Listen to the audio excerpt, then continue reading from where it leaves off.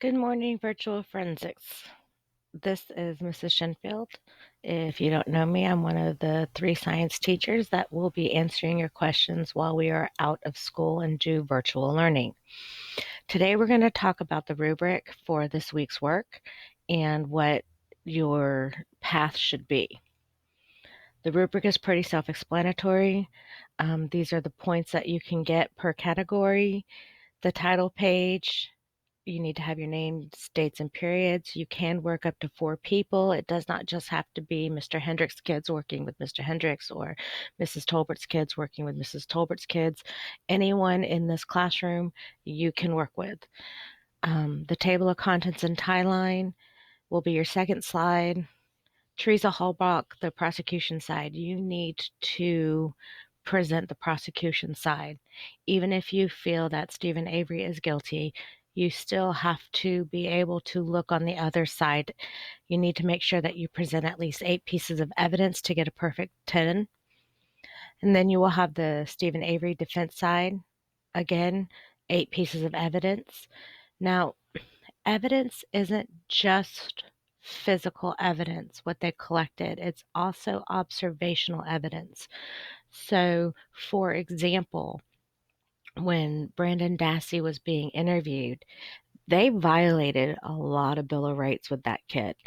So, what were those rights that they violated?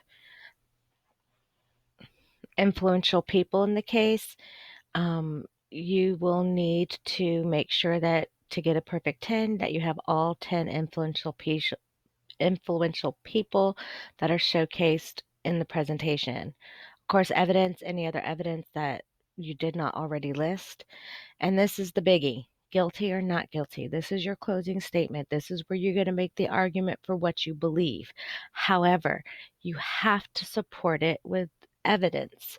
Everything in the criminal justice system has to be supported with evidence. And again, evidence can be physical or observational. The last slide in your presentation should be a works cited slide. Any information that you get, you need, especially if you're going to quote, you need to cite it. A lot of my students were asking if they could do additional research. Absolutely, you can do additional research.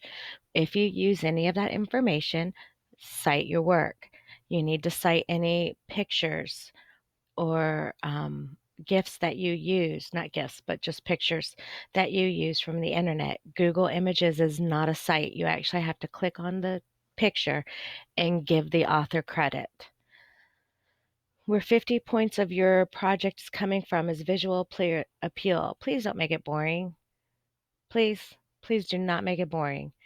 Um, we need, especially with the 3 of us grading all of y'all's presentations, we need some spice. So please do not everyone just pick the first template on Google Slides and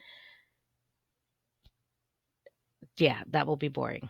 If you do not have access to Google Slides or Word or PowerPoint, you can do a paper book. So instead of making a slide, each one of these pages, each one of these groups right here will be at least 1 page. And of course, your content knowledge. Did you actually pay attention? Did you actually do some research? We spent a lot of time trying to come up with something for y'all to do that was a case study, that was a good case study, and we want to know that you actually paid attention. The last thing we're going to talk about today is your week's assignment. We kind of broke it down to give you a little bit of help. I know some people are going to wait till the last minute. Some people are going to do everything today. But in order to stretch it out, um, you will, for day 1, you're going to compile all the documents that you have for each episode. You'll open a Google slide under your school email address, create your first slide. You need to share this with one of the teachers. So you either need to share it with Mr. Hendricks, Mrs. Tolbert, or myself, Mrs. Shenfield. Research Making a Murderer showcase the side of Stephen Avery and attempt to be educated on both sides, you're going to have to research Teresa Halbach's prosecution side. This is that first slide that we showed you, and then Stephen Avery's slide. Make sure the fonts are legible and the colors do not blend together. Create your table of contents page after your title page. So on the first day, you want to do your table of contents page, your title page, and Teresa and Stephen's page.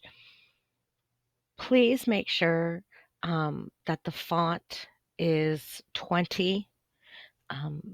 The recommended font is a 24-point font, so just make sure it's at least 20. On day 2, this is where you're going to do your influential people slide. There was 10 important people. You must insert a picture and the names of these people. In your presentation, you will need to know who they are and why they were important to the case. If you need to, add a description with each person's picture and name. I would go ahead and add a picture of each person's. I would add a description with each person. Then you're going to add these slides to your table of contents, and then you're going to create a page or pages where you showcase evidence from the case. You should show or list at least 10 pieces of evidence. Be sure to include pictures and descriptions for this part. For day 3, this is your guilty or not guilty slide. What's your opinion? Is he guilty? Is he not guilty? Make sure you support your argument through evidence and observation. For day 4, you're going to look over everything that you did. Be sure to finalize any works from day 1 and 2. Create a timeline of events for the documentary. Begin with Stephen Avery's first conviction and continue to present. Use Doodle Timeline as a guide. Add graphics, pictures, animations, videos, etc. to make your presentation more appealing. Add borders to pictures. If you don't know how to do this, send us an email. I'll help you.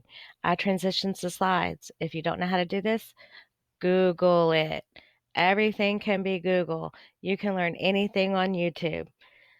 Read through the rubric again and self-grade. When you turn it in, you will upload your project to the Google Classroom. We will make an assignment where you will upload your project. That way we can grade it and send it back to you through Google Classroom. If you have any questions, please email any of us. You can send it through Google Classroom. The 3 of us teachers have decided that we are going to kind of take all of y'all as our classroom. So please feel free to email us. We will be, if this lasts longer than the week, we are going to require that we have a couple of check-in days where y'all come in and just check in so we can touch base. If you have any questions, email us and we will talk tomorrow.